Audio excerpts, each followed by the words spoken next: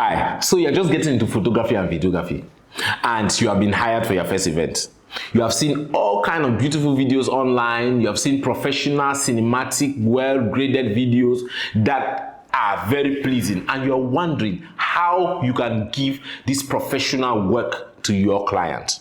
Now, I've brought 8 points to you, which if you follow, you can, on your first event production, provide your client value. I'm called Bisong Agbobeche. I'm a filmmaker and I have a burden to teach beginner filmmakers to film anything like a pro with any equipment they have, whether it's a phone or a camera.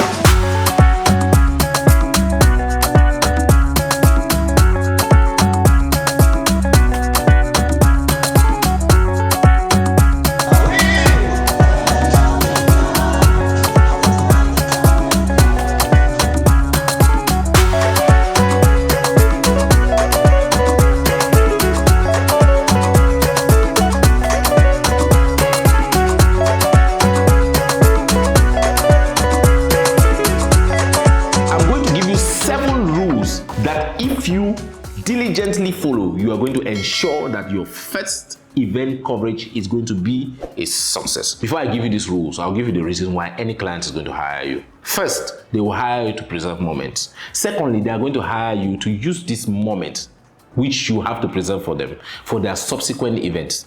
Also, they will want these images to be used for their social media communication. So you have to bear this in mind, because I'm going to be giving you a point in the future, which is you must take cognizance of this before applying that point. The first point I'm going to give you is preparation. Before you go for any event, you need to prepare. Now, there is a depth of preparation that any filmmaker needs to make before they go to film anything. But I'm going to keep it at the basic. And the main preparations you need to make is to make sure that all your camera equipment are in place. If you are using a phone, you make sure that your phone, its battery, the gimbal or stabilizer is in place. Make sure that all equipments are charged, because covering events is like going into the battlefield. You don't want to go to the battlefield with a gun that is not loaded. So this first rule may seem simple, but it's the most critical rule that sets every professional, intermediate, or beginner out of their storyline. Okay, point 2. Story. You must get your story right before the production. I always recommend before the production. I know before getting into photography and videography, you saw everybody that was holding a camera, you called them cameraman, and you just understood that once you have a camera, you can just jump in and just understand how to put it on and understand how to set the exposure. It's far from that. You need to understand every event's story. When you understand why your client is hiring you for their event, then you have to craft a story that is supposed to answer the question of your client. So take storytelling very important. Study about how to tell a story, and whilst you are understanding how to tell that story, steal the story that you are seeing from your models. So steal all of those Instagram stories, steal all of those TikTok stories, and try to replicate them in this first event you want to create. The next thing I want to talk about is you understanding shots. Now, understanding the kind of shots you should take in an event is very important, because those shots will help you to easily explain that story that you have preconceived. The biggest mistakes beginners always make with shots is that they most times focus on close-up shots, because close-up shots look flattery and beautiful. But when telling a story, you are telling a story that involves people.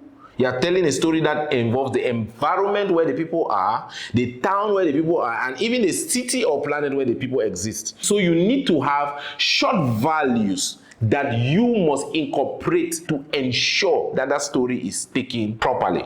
I would mostly propose that you keep the close-up shots to the minimum. Now, I don't want to confuse you, but take more wide-angle shots, more medium shots, and some close-up shots.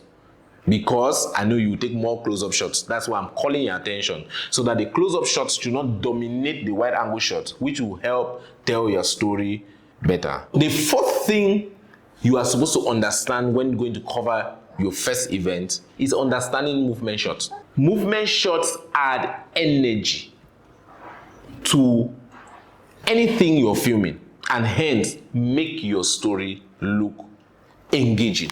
That is why in one of your camera accessories you have a stabilizer so that you can move with your phone or with your camera. So it's very important for you to take movement shots so that your story is going to be strong. The fifth thing you should take consideration of is struggling to have authentic reactions from your audience. Remember, when you're covering an event, something is happening. So you are taking what is happening and the reaction from the audience on what is happening. So, in order for you to be able to take good reactions, it is proper that you shoot your character from afar. So, many content creators, many newbies always take their cameras and push it up front in front of their characters' faces. This is going to make the character to be shy, and they're not going to be able to give you the energy that you require. And a character may be dancing and you push a camera up front to the character and the character is going to miss their moves or stop dancing.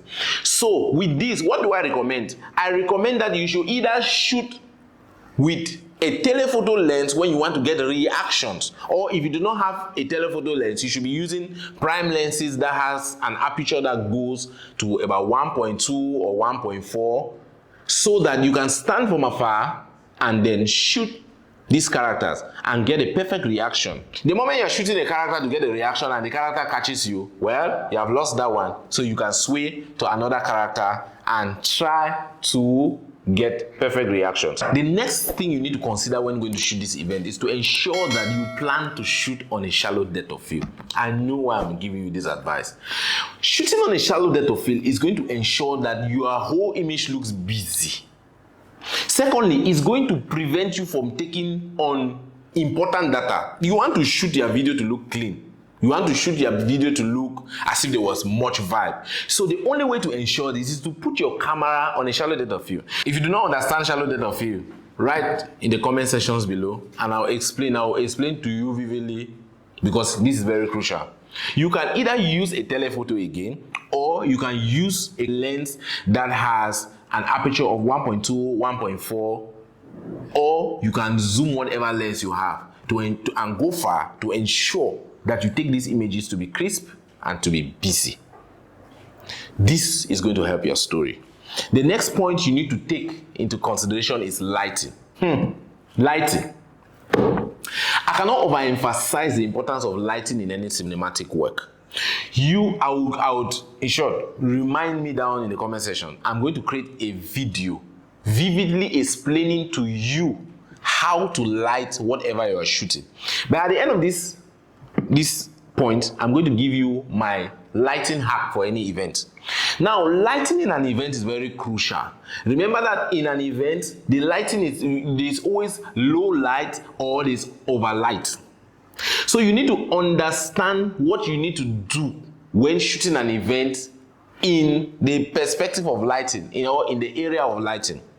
Ensure that if you are going to shoot the event outdoor, you must use an ND filter. Ensure that if you are going to shoot the event outdoor, you must use an ND filter. This is a secret that a lot of professionals will not tell you. But if you are shooting outdoor without an ND filter, then you are missing out on a lot. Because shooting with an ND filter is going to help you to be able to shoot with your shutter speed, where your shutter speed has to be, and ensuring that you can also have depth of field. If you do not understand the gimmicks, or if you do not understand the theory around using an ND filter, still ask a question in the comment section below. I can make a video for you, or I can write and explain to you how the ND filter works. Use an ND filter on outdoors to ensure to control overlight.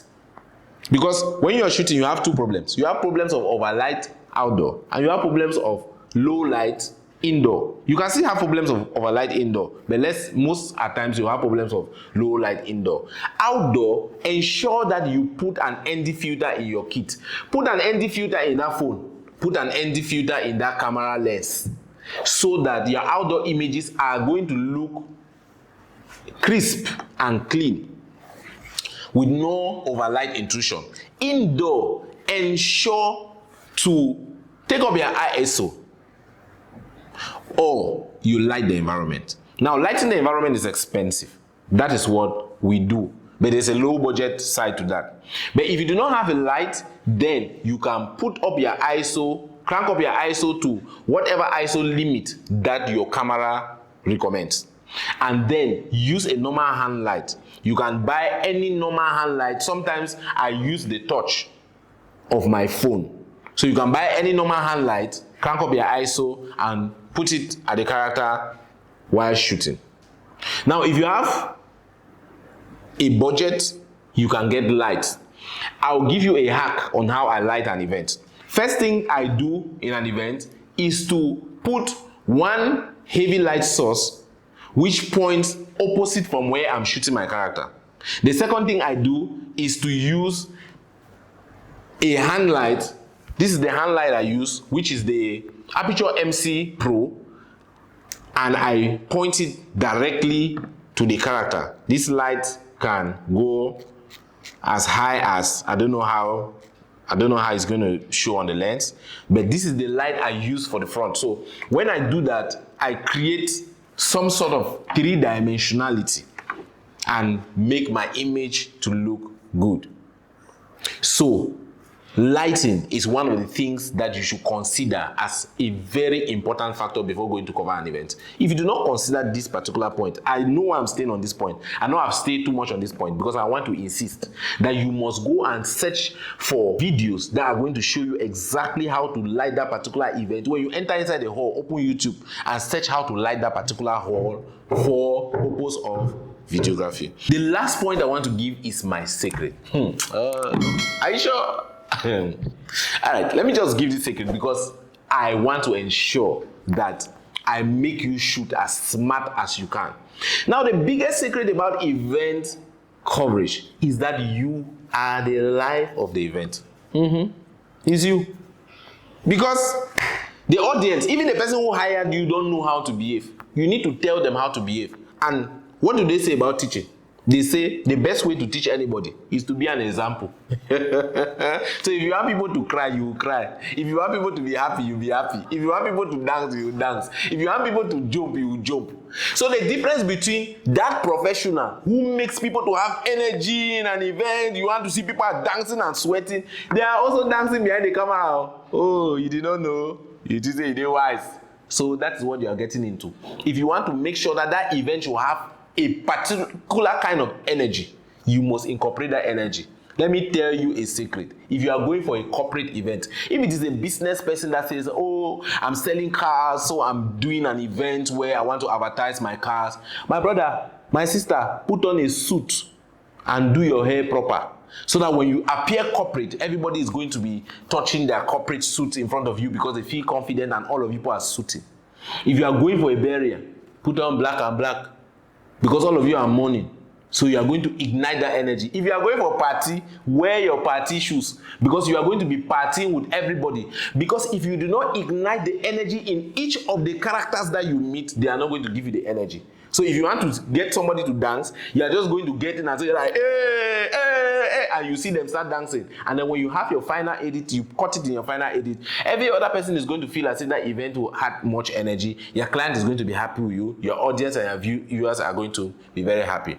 Now, these are just little summaries and little tips. There are a lot of things that you need to put in place to ensure that covering an event goes well. For the sake of time and ensuring that we don't spend the whole day trying to get you started, I came up with these few very important points that if you ensure, is going to make your first event to go well. I hope that this video made a lot of sense for you. If it made sense, if you stayed up until the end, please subscribe, share to any starter, content creator, videographer, somebody going to shoot their first film.